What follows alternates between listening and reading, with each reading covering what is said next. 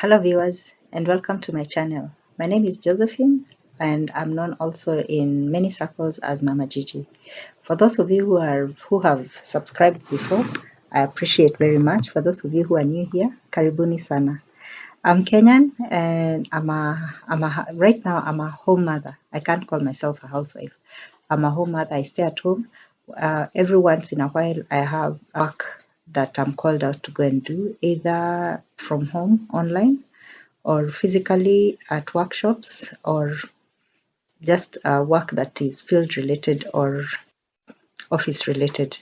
But yes, I get commissioned to do different works at different times. At the same time, I run a community-based organization called Miale ya Imani as the project director, and it had stalled for a while. We've just gotten back up. We've done a lot in the community. I haven't documented it because I didn't have a lot of permissions. I also didn't have a lot of capability. But I'm in the process of organizing how to present that in video form, but most of it will be photos. The videos are not so many, but I have stacks of photos of the work we've been doing over the years. And I'll start, I don't know, I'm not very sure whether I'm going to start a different channel for Miale ya Imani, CBO, or whether I'm going to incorporate it here. I'm going to see how that's going to go, but within the next in less than 2 months, I'm going to have that up and running, and I'll show you the work we've done.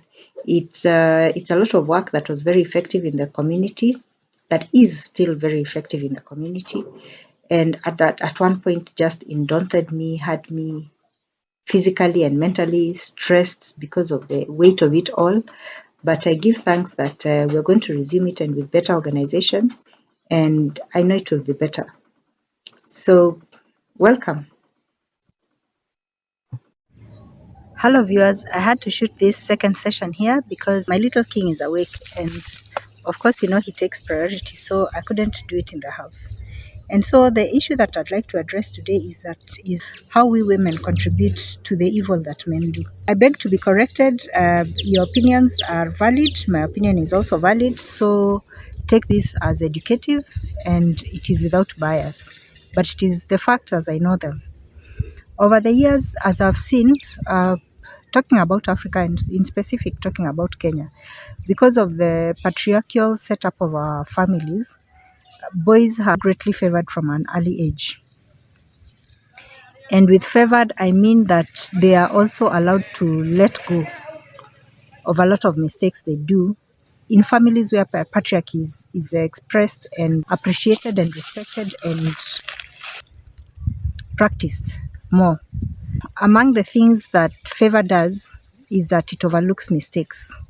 And thus, for a lot of these boys who come from very patriarchal families, their mistakes begin to be overlooked from a very young age. They get off with a lot, with very minor punishment. Many times, the leniency veers towards the fact that after all, it's a boy. You understand boys are naughty. This can happen. It's just a boy. Excuse him. He has a great future ahead for him. It means a lot for this family, for the boy to be educated. So don't interfere with his education.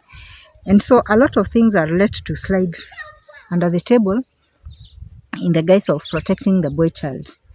When I say boy child, I know it elicits a lot of different reactions from people because the boy child is disfavored in Kenya. But we are talking about the boy child when it comes to committing crime and evil, and with the rising cases of femicide. I mean, now it's very windy here, so I hope it's not going to interfere. And also, I'm sitting strategically because yesterday there are some grown calves that trespassed into the compound. They almost hit me with a baby, and I had to chase them off and open the gate for them to leave. So I'm just careful that because they were feeding off at my neighbors, that they don't happen to be inside again and then come, because one almost kicked my dog as we were chasing it away. And so you let a lot of these things slide. I've gone, I think now on 2 occasions or more, to Nairobi Women's Prison. And when you talk, a bird just pooped on me. And when you talk to a lot of women, let's see if we can get a peep to a lot of women, and also from personal from personal testimonies that I've read about in newspapers over the years is that women, and not just from women but also from men, is that women usually know a lot of the crimes that men commit. They know when men are going to commit crimes. They know when men have committed crimes, and they harbor them. Starting with mothers. I am a mother, and I can attest to the fact that apart from children, of course, there are men and there are children who have very high IQ, and they are very good at concealing facts, but not all of them.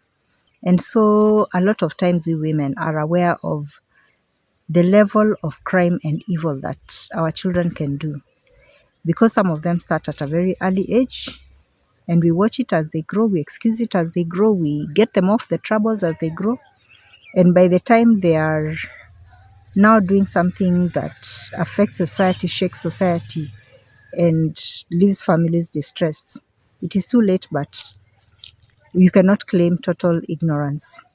There were signs all along. The red flags were there all along, but the individual, either the parent, the mother, the sisters, aunties, kept quiet about it, silenced it, whispered about it behind doors, but did not want it exposed, did not want their child exposed, did not want their child punished for it, did not want their child, their son, their brother, whatever, suffering the consequences of his actions. The magnitude of us letting our sons get off with so much to the point of murder, because murder is what it comes to when we are talking about, when we are counting figures in femicide, is that society has a collective responsibility to police people, whether it is sons, whether it is fathers, brothers, uncles, whoever. And in this case, I'm not talking to the whole of society, I'm just talking to us women. And so we women, when I let my child go off with some of the crimes that he's committing to neighbors' children, to friends' children, to colleagues' children, at an early age, as his life develops, he will do it further afield, and he will do it at a greater magnitude. And I can assure you that at the end of the day, you will be the one to cry. You who has harbored the evils that that child has been doing and have looked the other way and have refused to take action.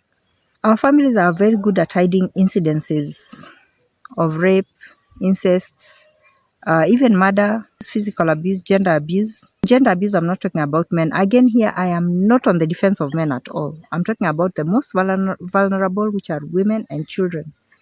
And very unfortunately, now it's also to small boys. When we as family keep quiet about what is happening in the family, for example, I've had incidences as a community leader and as a social worker where there was child-to-child abuse. And not very surprisingly, of course, usually the perpetrator is from a richer family, is from a more affluent family, from a more powerful family, and the afflicted, the victim, usually from a less privileged family, a vulnerable family, poorer family. And this brings to a case to point what women in Northeastern, starting from Marsabit going on up, what they talked about when female genital mutilation was very common and very open. When you refuse to have female genital mutilation, they'd be forced into early marriage. That was for the purpose of getting into early marriage. But you see, when family is involved in keeping quiet about something evil that is happening in society, especially when women are in on the secret, the matter becomes very much worse, because we are the last calling point for help for everybody, for our children, for our neighbors, for our community. And so when it is a young child who is looking for help, they've been molested, and then the parent is at the forefront of saying, no, we are going to discuss this, you're getting paid. It speaks ill of society, because now you allow the young man or the boy to now continue to do that at different levels, further afield, and you'll be brought back to have the same problems. In the past week, I had two distressing cases. One about 100 people who were massacred with machetes in DRC by the ADF, which is one of the militant forces that is operational in DRC. And a lot of news coverage is not done about the DRC, of course. My utmost anger at this is that, first of all, it was a very brutal murder of so many people. And then second, for these people to have infiltrated the village, there were obviously some collaborators. And you'll find that in a place like in war in the Congo, there are those characters whom from childhood have been known to be very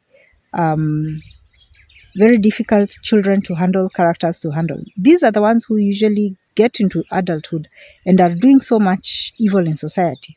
They get castigated and then they find very easy refuge with some of the warring factions.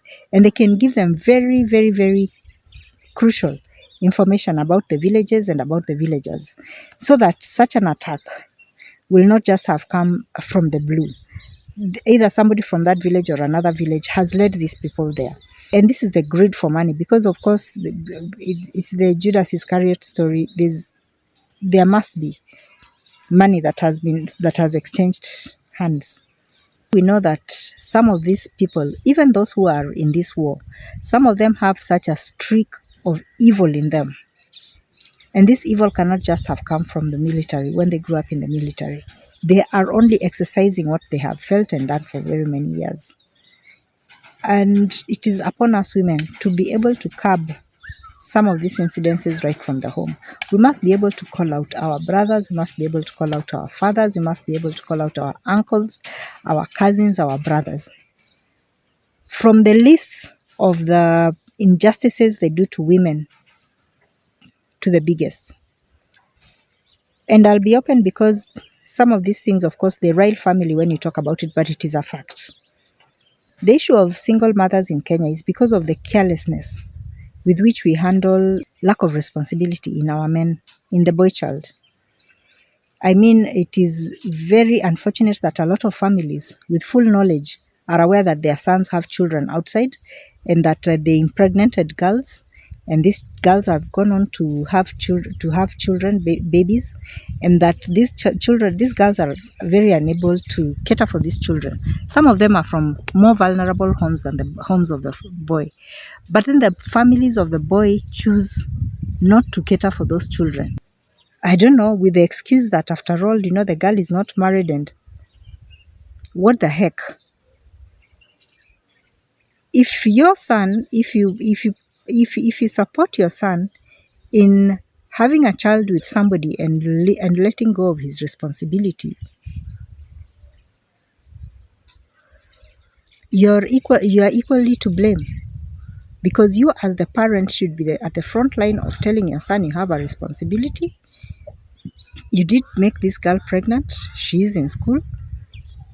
I've heard of cases where the parents of the boy would go ahead to maybe facilitate for the girl to go to school if there was no intention of marriage or anything from the boy's end, and make sure she also gets an opportunity to go ahead and further her life.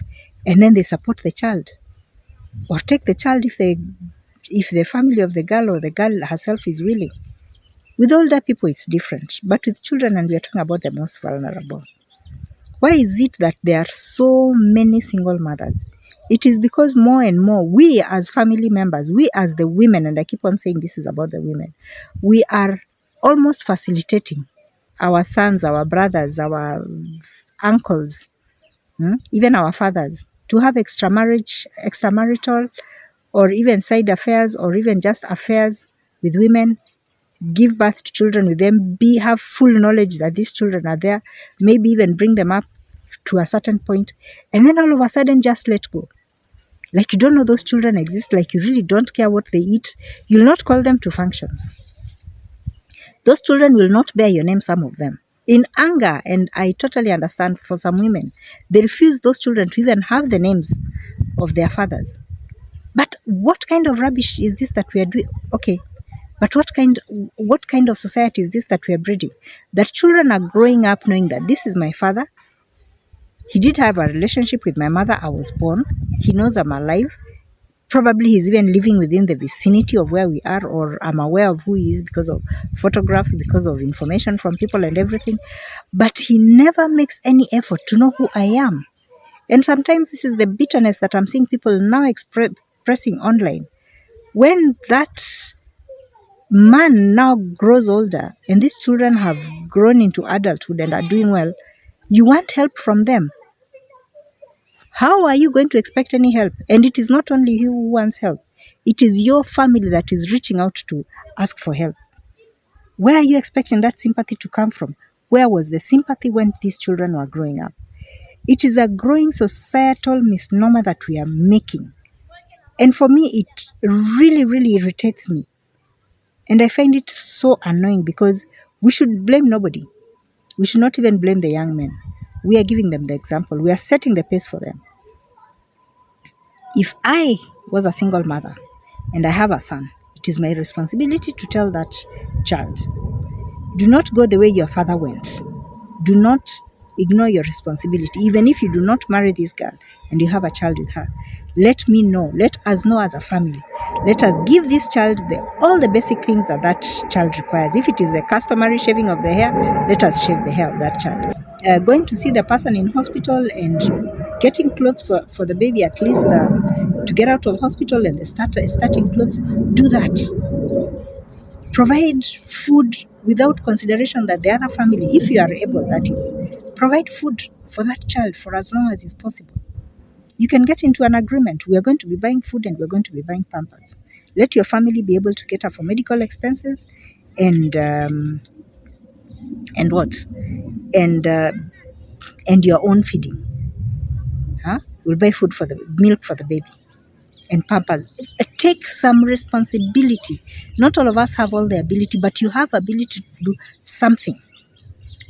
And make arrangements as the child grows older. Have visitations for the child into the family, whether or not you're growing another family on the side. I mean, I really look forward to the day when Kenya is going to have a DNA machine that is here in Kenya, and it is affordable. And I like the way the way it is done in developed countries like the UK and the US, that you're able to go and submit your DNA results and look for who your relatives are. Find out your lineage, your family lineage, because we are a complete mess here in Kenya.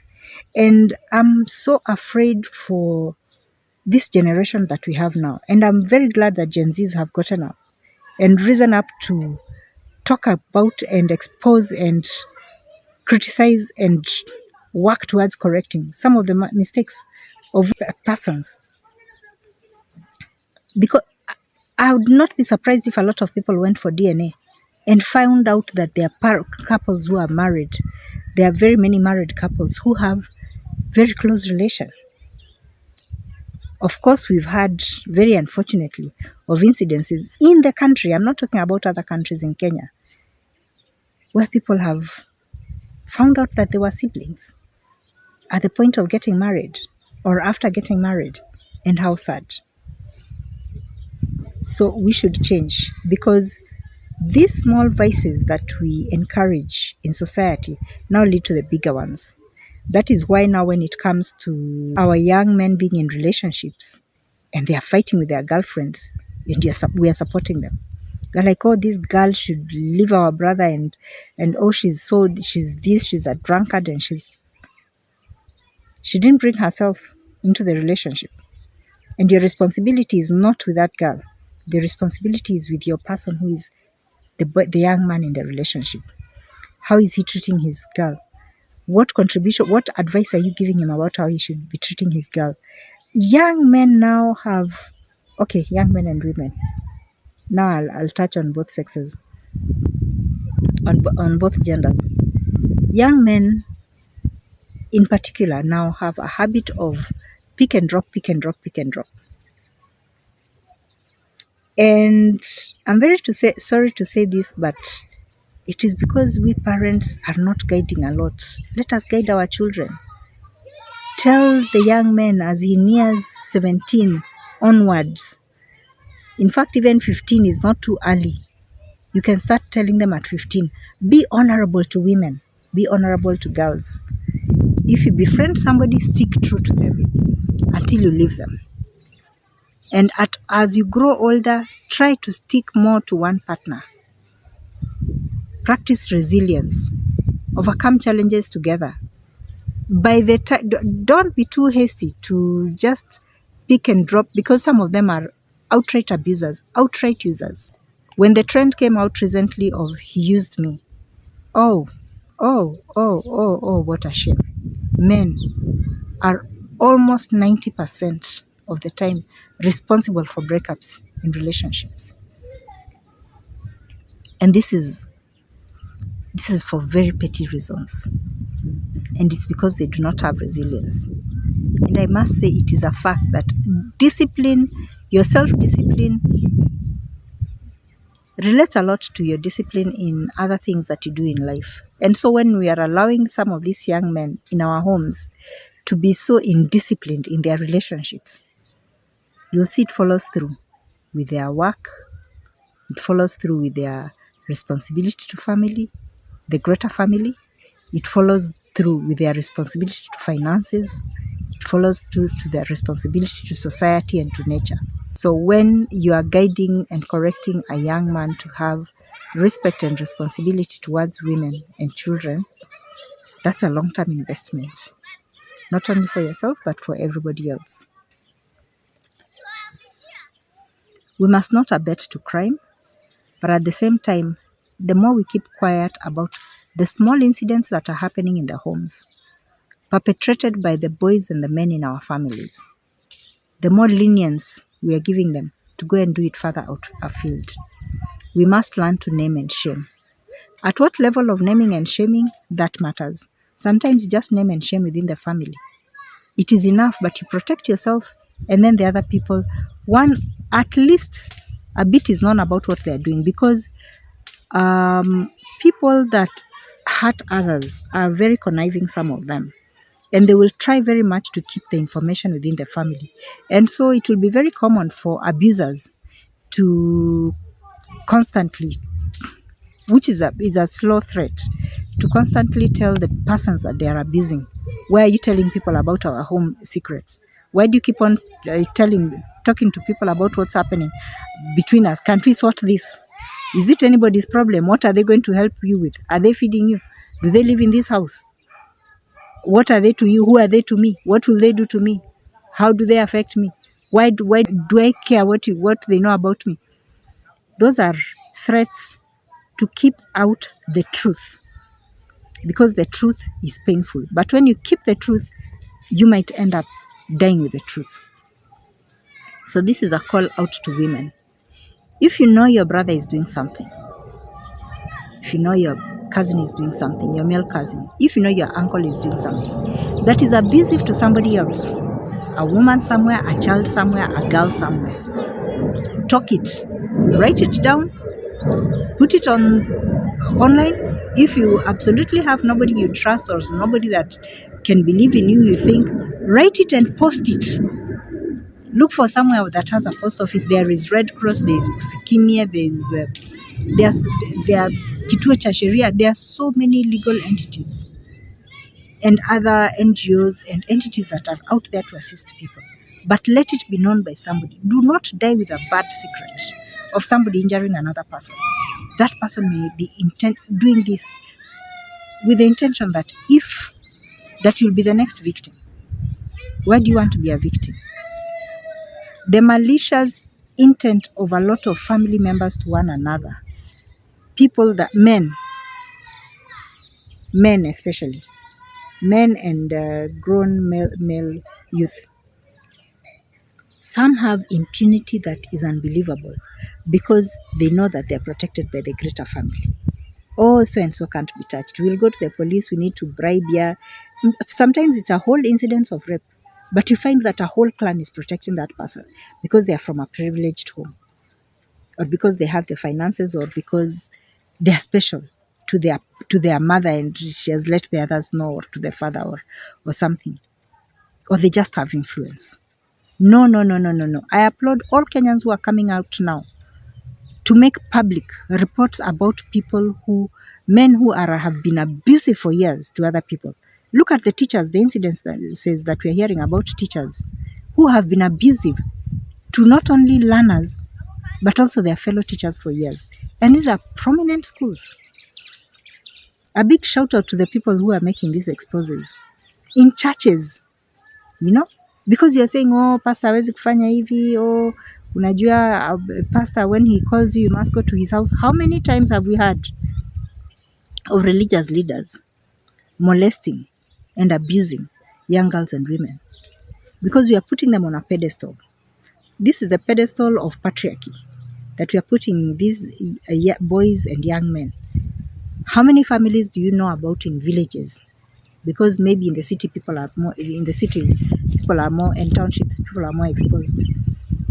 About boys from richer homes molesting and raping younger girls or even younger boys and getting away with it because their families have prominence. We must put a stop to that. We must put a stop to that. When I do advocacy for myself, I do advocacy for my neighbor. And one of the first steps of it is not to keep quiet. Write it down, put it on phone, put it on TikTok if you have the guts. Put it on, just go spread it on the mountain and name the name. We are making people fearless. We are giving people impunity to do evil, to do crimes. The rising cases of femicide. Some of these cases would have been stemmed, but you listen to the small talk behind the scenes. And people are saying, unajua huyu amekuwa hivyo all the years. This person has been like that for many years. I mean, it's not surprising.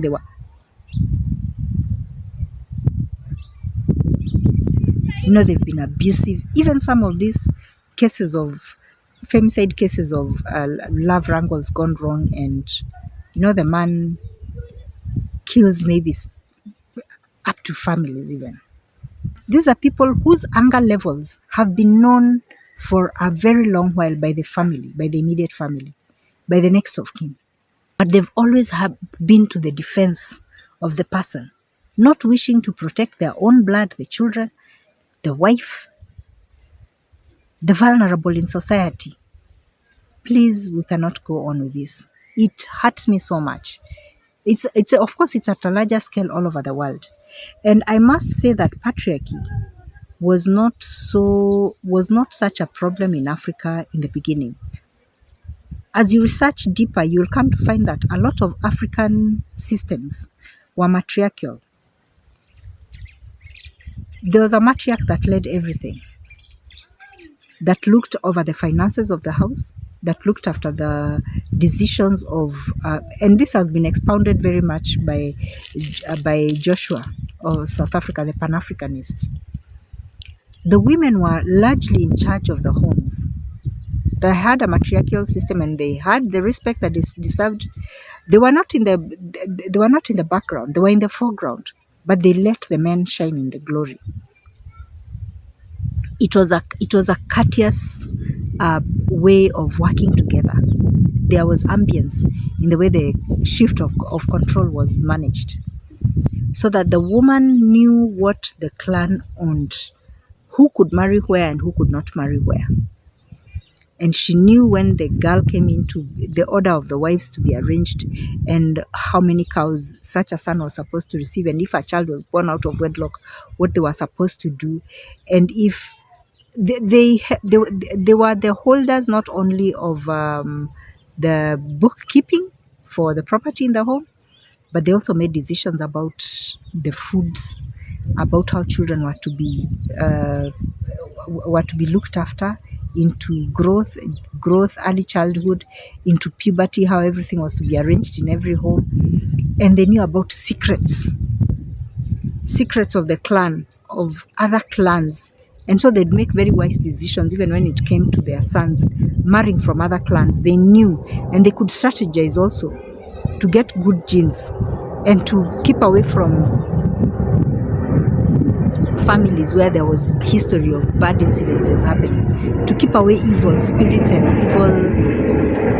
and karma. But it all went well, and they knew how to cleverly discipline the young men as they got into puberty through the male elders in the village. But it is the women who would normally spot the things that men could not spot, because we women were multitaskers naturally. And so they could tell as the child grew and as the child got into puberty, this one needs control at this point, and they would cleverly go and tell the men in charge of that, or the male elders, that one, we have noticed this, and he might be very good at concealing, but make sure to correct in this way and this way and this way. And that is how crime and vices were controlled in our society.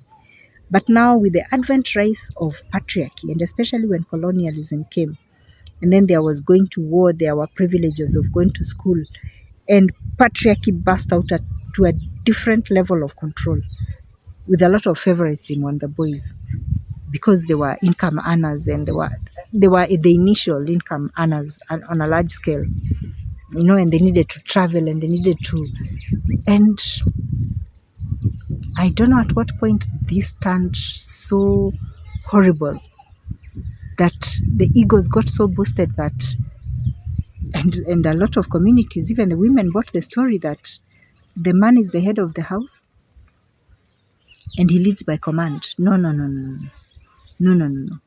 We must have symbiotic relationships in society, in homes, between the men and the women, so that both can balance the levels of advice, of assistance, of contribution to various things and advices and happenings and occurrences and plans for the homestead together, not on an equal basis, but on an equitable basis, because each has a lot of advice to give the other.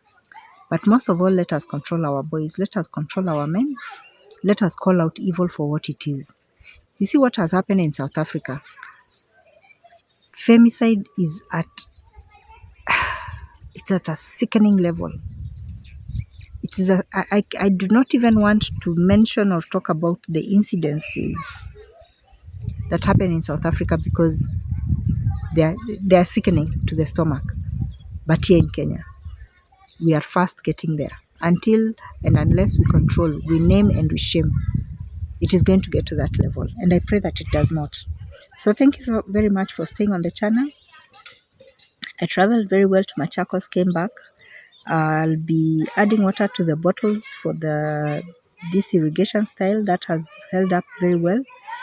And I'll be seeing you soon. I'll be posting again. I'm very encouraged with the new tools that I got from my daughter and my son's girlfriend.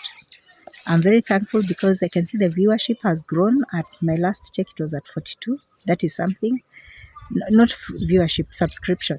The viewership has risen. We are almost at 600 right now, up from 300. I appreciate that also. And for those of you who keep on passing by, you don't like, you don't subscribe, it is free to do so. And I pray that you may do so. I'll appreciate. I'll keep it here with you. I'm going to close now. It's very hot. It's almost lunchtime. You can hear the children talking on the road. I'll check in on baby. I have to spend some time with him. And I'm wishing you well. And please do not take this as a note of contempt to men or biased hatred towards men. No, no, no, no, no. It's just a deep concern that is a fact that femicide levels have gone up so high, even criminal cases. And we have numerous testimonies of a lot of people who have been convicted, and they do confess that their wives or their sisters or their mothers knew what they were doing all along. They abetted to that. And how sad it is when you see your child your sibling, your family member getting convicted for something that you'd have corrected them a long time ago. So when I talk about naming and shaming, it is not for punitive purposes. It is for punitive purposes, but not for nothing. It is also with intention to correct and to deter. Because there are those who might just fear just the fact that I might get exposed, but there are those who are fearless. For those, it is punitive. For those who might get deterred, that is the intention. That while we name those who have already committed this, then we deter those who have some sense of fear in them and might avoid doing it because they're afraid of the repercussions they're going to get in the publicity of that occurring.